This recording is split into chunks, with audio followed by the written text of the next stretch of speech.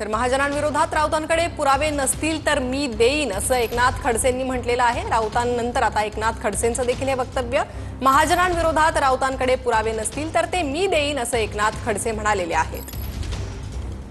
तर भ्रष्टाचारासंदर्भातील गिरीश महाजन यांच्यावर राऊतांनी आरोप केले होते आणि त्याच दरम्यान आता एकनाथ खडसेंचं हे वक्तव्य।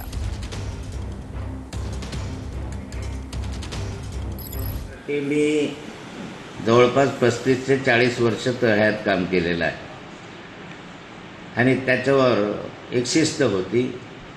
एक भारतीय जनता पार्टीच्या संदर्भामध्ये एक ध्येय धोरणानं चालणारा पक्ष म्हणून ओळखही होती।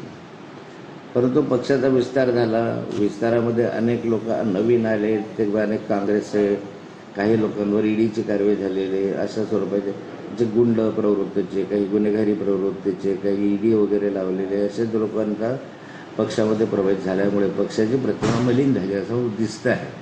मला भाजपवर बोलण्याचा फार अधिकार नाही आहे, परंतु गिरीश महाजनांनी या ठिकाणी ह्या संदर्भामध्ये जे राऊत बोलले, तर गिरीश महाजनांवर पक्षाने कदाचित ती जबाबदारी सोपवलेली असावी।